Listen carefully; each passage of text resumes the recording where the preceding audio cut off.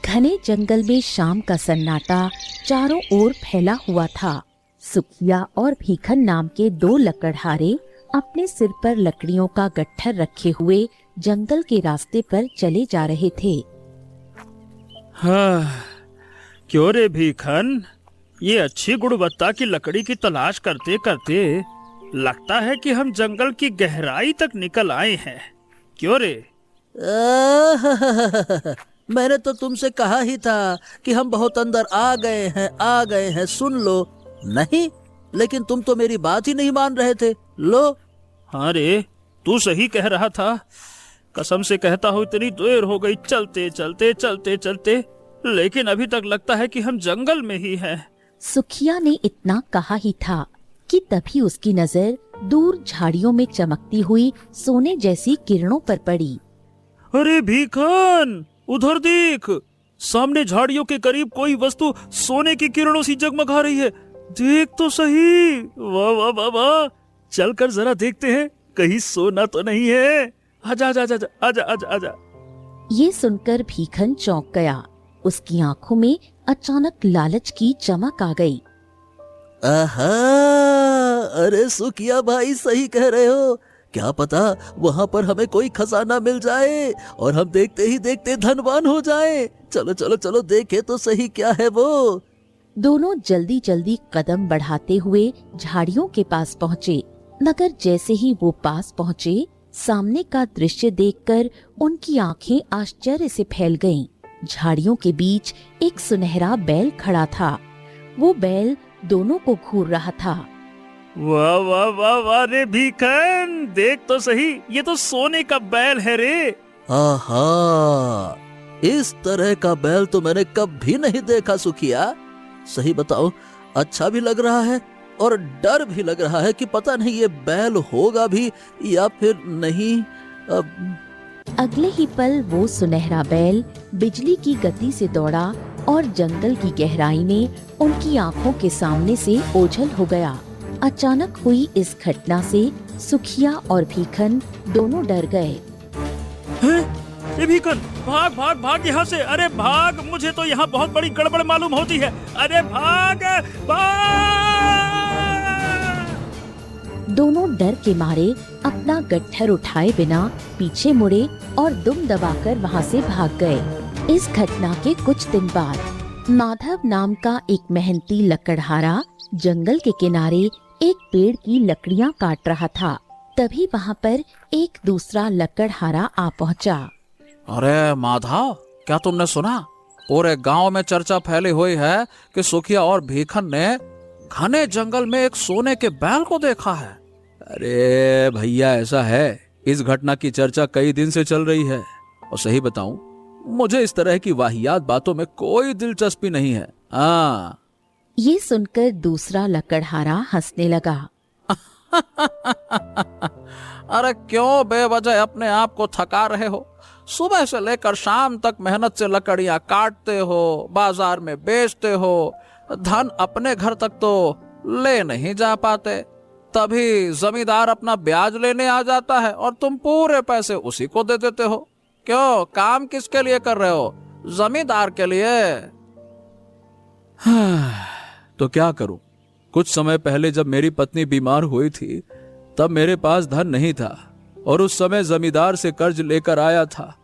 तब से उसका कर्ज चुका रहा हूं, लेकिन उसका कर्ज है कि खत्म होने का नाम नहीं लेता।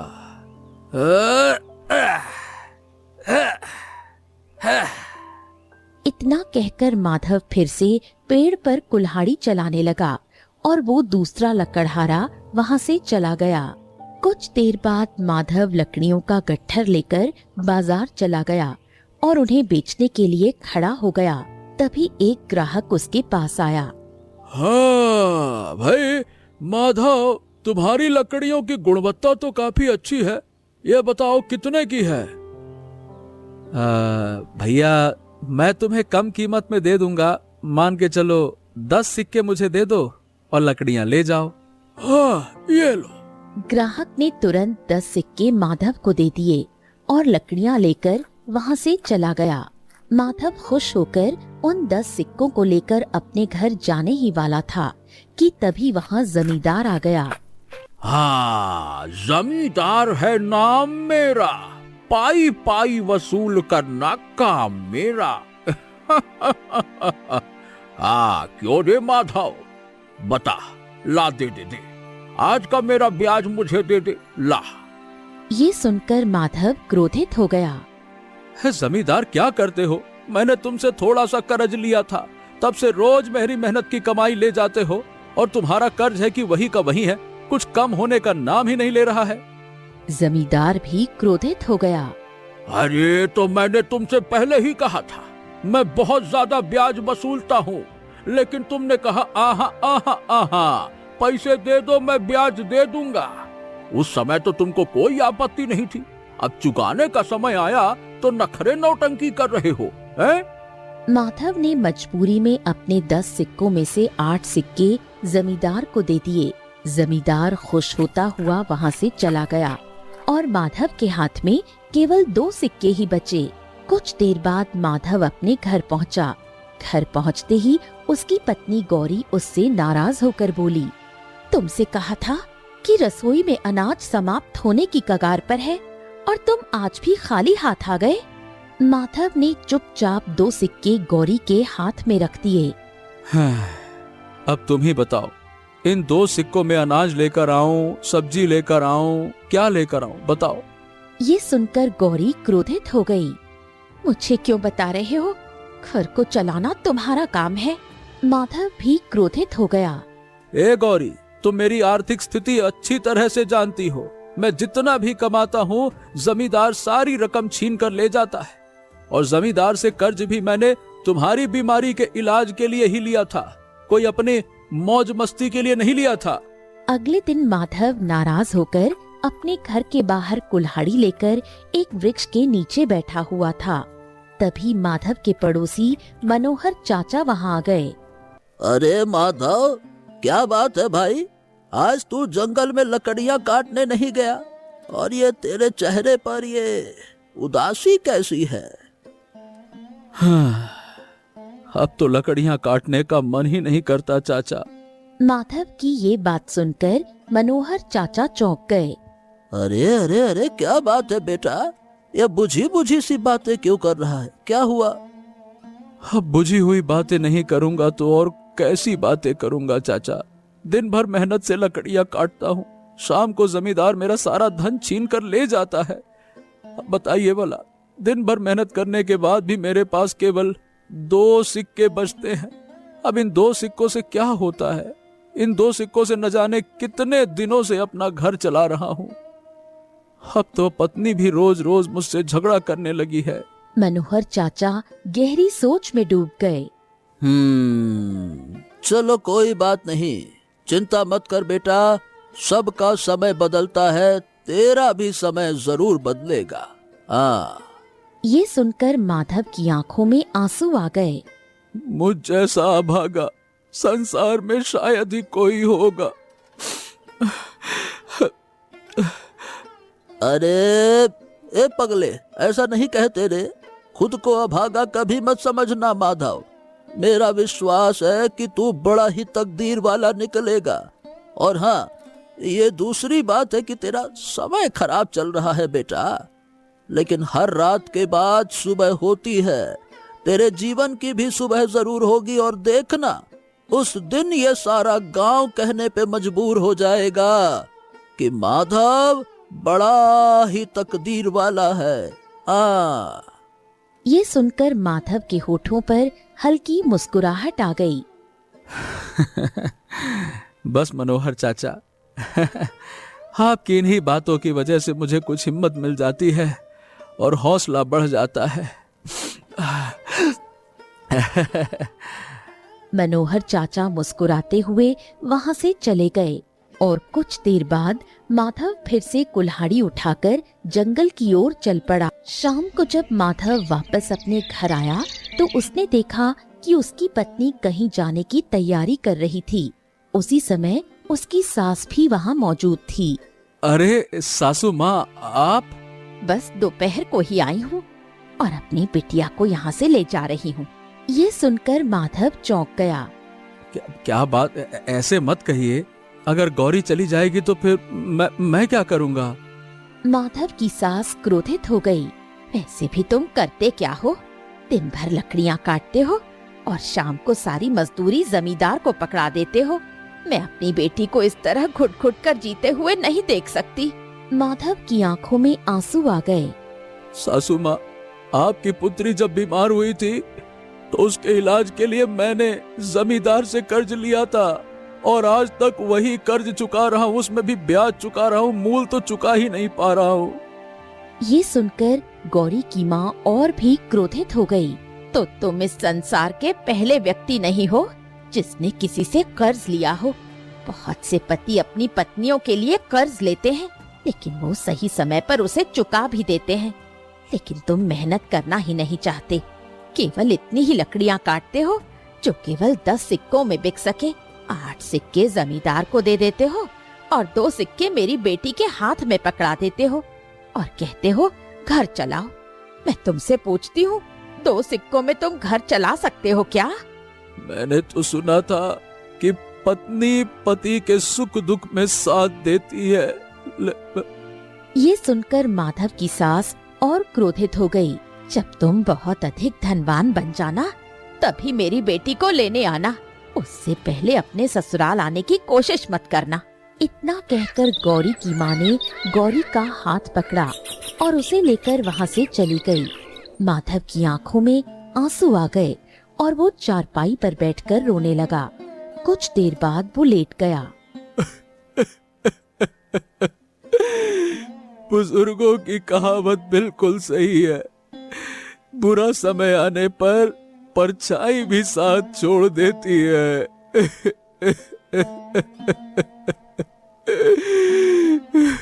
अगले दिन सुबह माधव अपनी कुल्हाड़ी लेकर जंगल में चला गया। सुबह से लेकर शाम तक वो लगातार मेहनत से लकड़ियां काटता रहा। शाम होने पर उसने लकड़ियों का गट्ठर बनाया और उसे अपने सिर पर रखा ही था कि तभी उसके मन में एक विचार आया। उसने अचानक लकड़ियों का गट्ठर जमीन पर फेंक दिया। अरे बाजार जाके क्या करूंगा? इन्हें बेचूंगा तो जमींदार आएगा और ब्याज के नाम पे सारा धन ले जाएगा।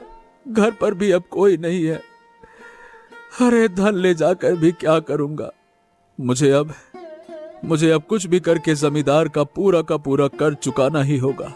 एक काम करता हूँ, जंगल की गहराई में जाता हूँ और लकड़ियां काटता हूँ।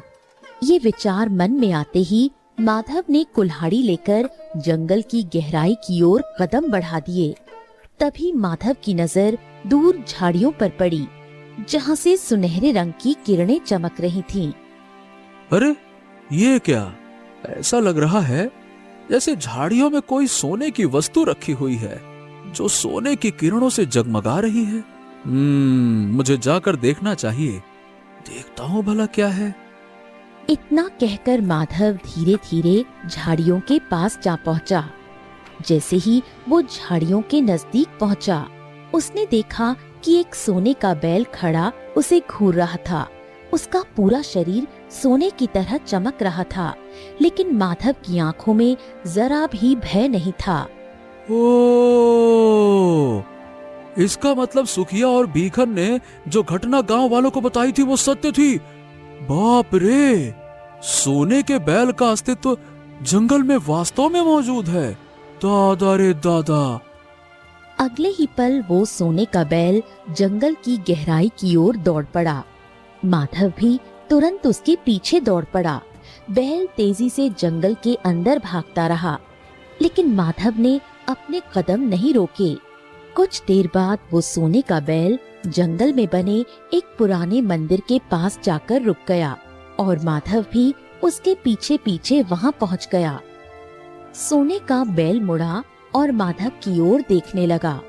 तुमसे पहले जितने भी मनुष्यों ने मुझे देखा वो सब डर की वजह से भाग खड़े हुए, लेकिन तुम वास्तव में बड़े ही बहादुर नौजवान हो। तुम सच में बड़े ही तकदीर वाले हो, क्योंकि मुझसे कहा गया था कि मेरा पीछा करने वाला कोई तकदीर वाला होगा। जो अंदर से नेक और अच्छा मनुष्य होगा। ये सुनकर माधव चौंक गया। हे भगवान, तुम मनुष्य की आवाज में बात कैसे कर सकते हो? कितनी विचित्र बात है। मुझे मनुष्य की आवाज में बात करते हुए देखकर तुम चौंक गए, लेकिन मुझे सोने का बना हुआ देखकर तुम नहीं चौंके। तुम्हारी आंखों में लालच की परछाई भी नहीं लहराई। सोने का बैल कुछ क्षण तक माधव को देखता रहा। मैं तुम्हारी मदद करूंगा। अच्छा, लेकिन तुम मेरे बारे में जानते ही क्या हो, बताओ। तुम्हारा चेहरा बता रहा है कि तुम इस समय गरीबी, तंगहाली और कर्ज से जूझ रहे हो। इतना कहकर सोने के बैल ने अपने खुर से जमीन के एक स्थान पर चोट मारी।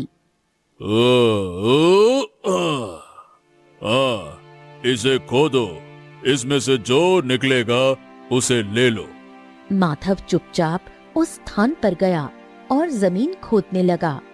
कुछ देर बाद उसे रंग बिरंगी किरणों से चमकती हुई एक कुल्हाड़ी मिली। ये कुल्हाड़ी साधारण कुल्हाड़ी नहीं है, बल्कि एक जादुई कुल्हाड़ी है। इस कुल्हाड़ी को जिस वृक्ष पर भी तुम चलाओगे, अगर उस वृक्ष के नीचे कोई खजाना दबा होगा, तो वो वृक्ष स्वयं बता देगा कि मेरे नीचे खजाना दबा हुआ है, और तुम देखते ही देखते धनवान बन जाओगे। इतना कहकर सोने का बैल वहाँ से जंगल की अंधेरी गहराइयों में गायब हो गया।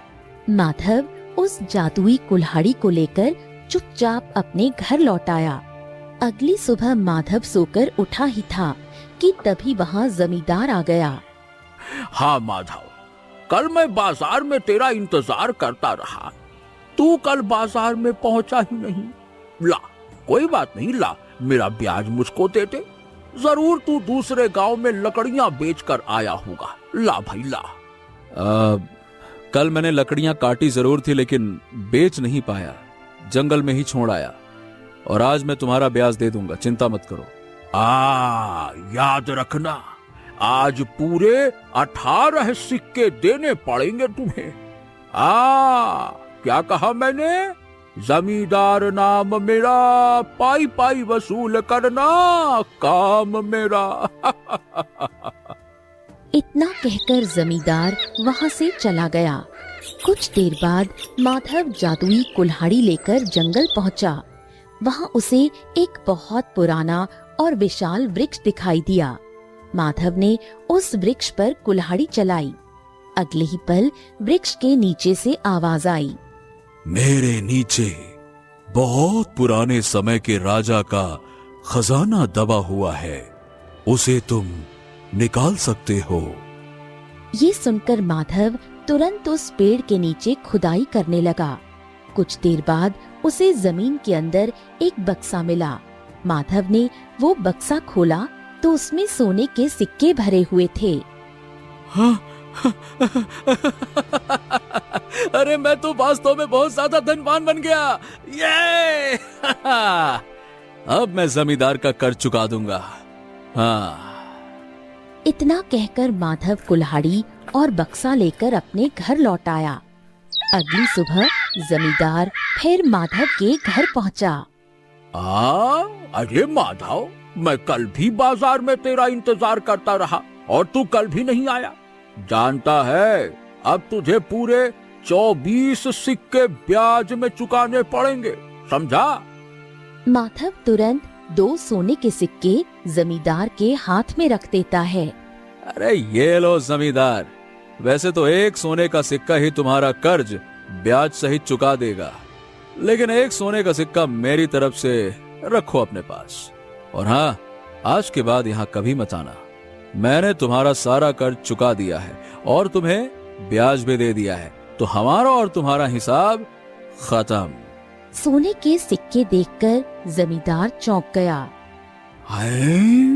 ये बता, तेरे पास ये सोने का सिक्का कहाँ से आया? तुम्हें इससे क्या मतलब कि मेरे पास ये सोने का सिक्का कहाँ से आया? तुम्हें तुम्हारा कर्ज लेने से मतलब था जो तुम्हें मिल चुका है, और अब चुपचाप यहाँ से दफा हो जाओ। निकलो यहां से, पाई पाई वसूल करना काम मेरा, निकलो। अरे जाओ तुम। ये सुनकर जमींदार क्रोधित हो गया और गुस्से से पैर पटकता हुआ वहाँ से चला गया। जमींदार के जाते ही माधव तैयार होने लगा। हाँ, चलो अब मैं अपनी पत्नी को बुला लाता हूँ। इतना कहते ही माधव अचानक रुक गया और गहरी सोच में डूब गया। नहीं नहीं नहीं नहीं नहीं, जो बुरे समय पर मेरा साथ छोड़कर चली गई, अब अच्छे समय पर उसे बुलाने तो नहीं जाऊंगा। समय ऐसे ही बीतने लगा। देखते ही देखते माधव की टूटी फूटी झोपड़ी की जगह एक आलीशान हवेली खड़ी हो गई। अब माधव पूरे गांव में धनवान बन चुका था। वो गांव के गरीब लोगों की मदद करने लगा। एक दिन जमींदार अपनी हवेली में बैठा गहरी सोच में डूबा हुआ था। तभी उसका नौकर रामू वहाँ आ गया। अरे जमींदार जी, क्या हुआ? आप तो हमेशा हंसते हंसते बोला करते थे, पाई पाई वसूल करना काम मेरा। अब ऐसी पाई पाई वसूल हुई है कि आपकी पूरी चारपाई हिल गई है। आज आपका मुंह क्यों लटका हुआ है? ये सुनकर जमींदार क्रोधित हो गया। अरे बकवास बंद कर रे राम, तू अच्छी तरह से जानता है मेरा मुंह क्यों लटका हुआ है। कल तक ये पूरा गांव मेरा कर्जदार था, हर कोई मुझसे दबकर बात करता था, लेकिन जब से वो माधव ससुरा धनवान बना है, उसने सारे गांव वालों का कर्ज चुका दिया है। अब तो गांव में कोई भी मुझसे सीधे मुंह बात नहीं करता है। ये सुनकर रामू हंसने लगा। तभी वहाँ जमींदार की पत्नी कौशल्या आ गई। बस इतनी सी बात पर तुम गुस्सा हो रहे हो? सबसे बड़ी समस्या तो ये है कि जो गांव वाले कल तक तुम्हारी हवेली के सामने कर्ज लेने के लिए बैठे रहते थे, आज वही लोग माधव की हवेली में बैठे रहते हैं। और तो और माधव उनसे कोई ब्याज भी नहीं लेता। सुनने में तो यहाँ तक आया है कि वो साफ कह देता है कि अगर हो जाए तो चुका देना, और अगर नहीं हो पाए तो वो उधार दिया हुआ धन माफ कर देगा। ये सुनकर जमींदार का चेहरा गुस्से से लाल हो गया। जरूर उसके हाथ कोई ऐसी चीज लग गई है जिससे वो अचानक से इतना धनवान बन गया, वरना मैं ये मान ही नहीं सकता कि वो 2 कौड़ी का लकड़हारा जो बड़ी मुश्किल से मेरा ब्याज चुका पाता था, इतना धनवान बन सकता है। ना ना ना ना ना ना, कोई न कोई तो चक्कर जरूर है, जरूर। रामू गहरी सोच में डूब गया। ये तो आप बिल्कुल ठीक रहे हो जमींदार। मुझे लगता है कि हमें माधव पर नजर रखनी चाहिए। जमींदार ने रामू की ओर देखा। आज जीवन में पहली बार तूने अकलमंदी की बात कही है रामू। उस दिन से जमींदार और उसका नौकर रामू माधव पर गहरी नजर रखने लगे। एक दिन दोनों ने देखा कि माधव घने जंगल में एक रंग बिरंगी किरणों से चमकती हुई कुल्हाड़ी को एक वृक्ष पर मार रहा था। जैसे ही कुल्हाड़ी वृक्ष पर लगी, तभी वृक्ष के अंदर से आवाज आई, मेरे नीचे एक प्राचीन खजाना दबा हुआ है, उसे तुम निकाल सकते हो। ये सुनकर जमींदार चौंक गया। ए रामू, तूने कुछ सुना? जमींदार, मैंने सब कुछ सुना और देखा भी। आपने वो कुल्हाड़ी नहीं देखी? कैसी रंग बिरंगी किरणों से जगमगा रही है। उसने जैसे ही कुल्हाड़ी वृक्ष पर मारी, वृक्ष के अंदर से आवाज आने लगी, यहाँ खजाना दबा है, खोद के निकाल लो भैया। जमींदार गहरी सोच में डूब गया। समझ गया, इसका मतलब ये कुल्हाड़ी जिस वृक्ष पर पड़ती है, अगर उसके नीचे कोई खजाना दबा हो तो वृक्ष बता देता है। इसी वजह से माधव ससुरा इतना अमीर बन गया। हाँ, बिल्कुल सही सोचा आपने। तो अब तू ही बता, मुझे क्या करना चाहिए? ये कैसी बातें कर रहे? अब मैं आपको बताऊं कि आपको क्या करना है? तो फिर आपको जमींदार किसने बनाया? अरे माधव की कुल्हाड़ी को चोरी करना होगा। जमींदार मुस्कुराने लगा। आज जीवन में तूने दूसरी बार अकलमंदी की बात कही है। शाम को माधव अपने घर लौट आया और अपनी हवेली में गहरी नींद सो गया। रात के सन्नाटे में चुपके से जमींदार और उसका नौकर रामू माधव की हवेली में घुस गए। दोनों धीरे धीरे कदम रखते हुए अंदर पहुँचे और माधव की जादुई कुल्हाड़ी उठा ली। हाँ, चलो रामू, अब ये कुल्हाड़ी हुई मेरी। आराम से चल चल चल। इतना कहकर जमींदार और रामू चुपके से हवेली से बाहर निकल गए। अगली सुबह जब माधव की आंख खुली तो उसने देखा कि उसकी जादुई कुल्हाड़ी गायब थी। माधव ने पूरी हवेली में कुल्हाड़ी तलाश की, लेकिन वो कहीं नहीं मिली। हैं? सुबह तो कुल्हाड़ी यहीं रखी थी, आखिर यहाँ से वो जा कहाँ सकती है? ओ, जरूर रात में कोई चोर मेरी हवेली में घुसा है। माधव हवेली के बाहर निकल गया। माधव अपनी हवेली के बाहर गया ही था कि तभी वहाँ मनोहर चाचा मिल गए। अरे माधव, क्या बात है बेटा, तू इतनी चिंता में क्यों है? माधव ने मनोहर चाचा को सारी घटना बता दी। अरे माधव बेटा, कल शाम को मैंने देखा था कि तेरी हवेली के आसपास जमींदार और उसका नौकर रामू टहल रहे थे। इतना कहकर मनोहर चाचा वहाँ से चले गए। उधर जमींदार अपने नौकर रामू के साथ बैठा हुआ था। आहा, ये रामू, अब तकिया कलाम बदल जाएगा। जमींदार नाम मेरा, धनवान बनना काम मेरा। अब देखना, मैं इस संसार का देखते ही देखते सबसे धनवान व्यक्ति बन जाऊंगा।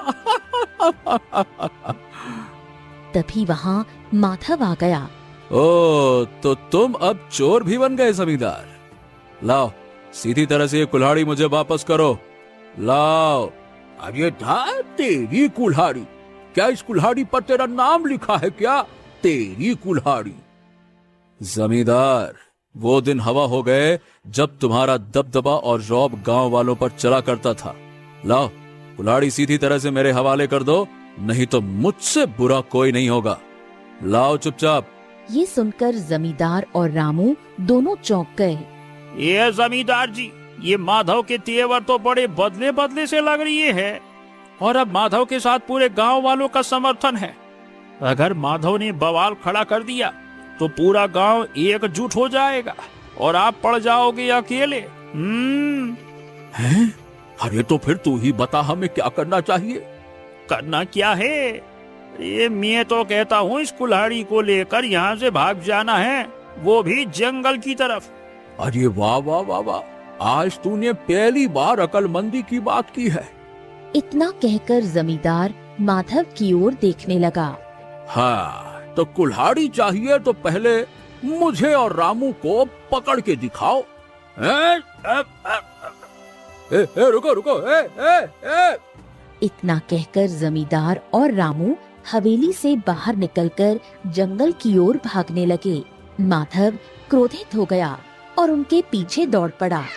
जमींदार और रामू भागते भागते जंगल की गहराई तक पहुंच गए। अरे अरे, हे रामू, अरे बस बस रे, अब और भागा नहीं जाता।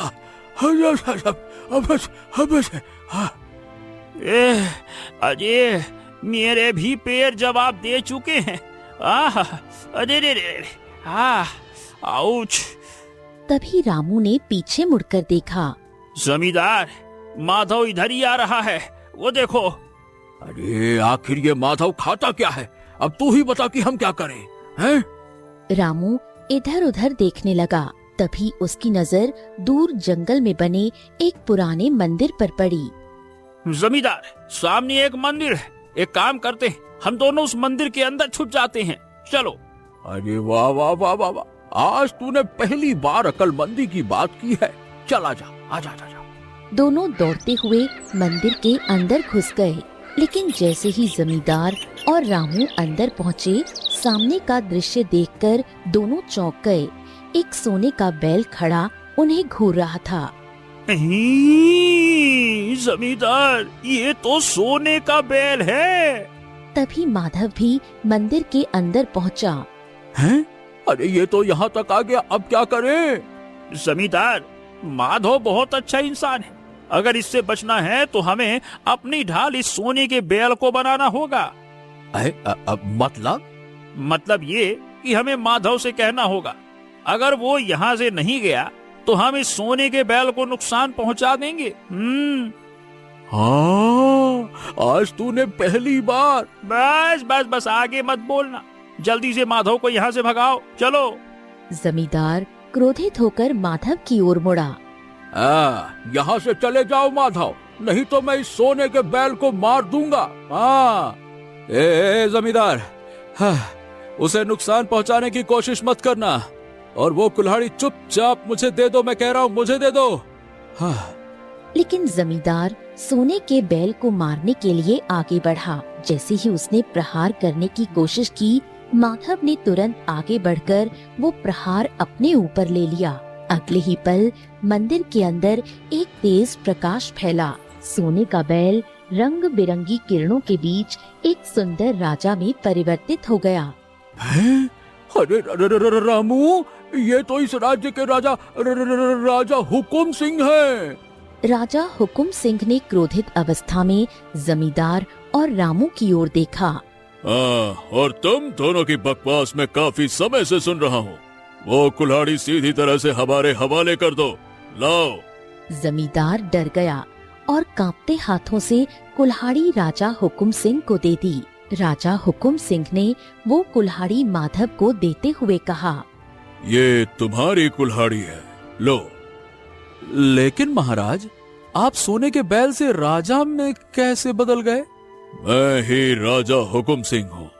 कुछ समय पहले हमें पता चला कि इस मंदिर में एक जादुई कुल्हाड़ी है। हम इस जादुई कुल्हाड़ी को पाने के लालच में यहाँ पहुँचे और हमने उसे हासिल भी कर लिया। लेकिन तभी इस मंदिर के देवता ने मुझे दर्शन दिए और कहा कि इस कुल्हाड़ी को वहीं रख दो जहाँ से इसे मैंने निकाला है, क्योंकि ये कुल्हाड़ी केवल उसी मनुष्य के लिए है जो लालच से मुक्त हो। लेकिन मेरा मन सांसारिक मोह माया से घिरा हुआ था। उन्होंने कहा कि अगर मैं इस कुल्हाड़ी का उपयोग करूंगा तो मैं श्रापित हो जाऊंगा। हाँ, लेकिन मैंने उनकी बात नहीं मानी और मैं श्रापित होकर सोने के बैल में बदल गया। राजा हुकुम सिंह कुछ क्षण रुक गए। फिर मंदिर के देवता ने कहा कि जब तक कोई सच्चा और नेक मनुष्य इस कुल्हाड़ी का सही उपयोग नहीं करेगा और मेरी जान बचाने के लिए अपनी जान खतरे में नहीं डालेगा, तब तक मैं इस श्राप से मुक्त नहीं हो पाऊंगा। और आज तुमने मेरे लिए अपनी जान खतरे में डाल दी, इसीलिए मैं इस श्राप से मुक्त हो गया। ये सुनकर माधव के चेहरे पर हल्की मुस्कान आ गई। इधर जमींदार और रामू डरते हुए राजा हुकुम सिंह के सामने हाथ जोड़कर खड़े हो गए। अब हमको क्षमा कर दीजिए महाराज, गलती हो गई हमसे। हमसे भी गलती हो गई महाराज, गलती। राजा हुकुम सिंह ने क्रोध भरी नजरों से दोनों को देखा। मैं कहता हूँ दफा हो जाओ यहाँ से, और याद रखना, अगर आज के बाद तुमने कोई भी गलत काम किया तो मैं तुम्हें कारागार में बंद करवा दूंगा। निकलो यहाँ से। ये सुनते ही जमींदार और रामू डर के मारे वहाँ से भाग गए। माधव, चलो मेरे साथ चलो, मैं तुम्हें अपने महल में ले जाना चाहता हूँ, आओ। कुछ देर बाद राजा हुकुम सिंह माधव को अपने राजमहल ले गए। महल के अंदर पहुँचते ही राजा की सुंदर पुत्री राजकुमारी चंद्रा अपने पिता को देखकर दौड़ती हुई आई। पिताजी, मुझे तो लगता था कि आप कभी वापस नहीं आएंगे। राजा हुकुम सिंह ने पूरी घटना राजकुमारी चंद्रा को बताई। फिर उन्होंने माधव की ओर देखा। माधव, हम अपनी पुत्री का विवाह तुमसे करना चाहते हैं और तुम्हें इस राज्य का राजा बनाना चाहते हैं। ये सुनकर माधव थोड़ा झिझक गया। लेकिन महाराज, मैं तो पहले से विवाहित हूँ। राजा हुकुम सिंह मुस्कुराए।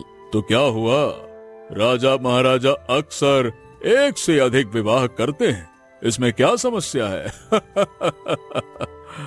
कुछ ही दिनों बाद पूरे राज्य में धूमधाम से माधव और राजकुमारी चंद्रा का विवाह संपन्न हुआ। माधव अब इस राज्य का नया राजा बन गया। राजा बनने के बाद माधव ने अपनी पहली पत्नी गौरी को भी महल बुलाया। तुम्हारी माँ ने कहा था जब मैं बहुत धनवान बन जाऊं तभी मैं तुम्हें बुलाने आऊं। अब मैं इस राज्य का राजा बन गया हूँ, लेकिन याद रखना अब मेरी एक और पत्नी भी है। कोई बात नहीं, मैं अपना सारा जीवन आपकी आज्ञा में बिताऊंगी और अब मैं आपको कभी शिकायत का मौका नहीं दूंगी।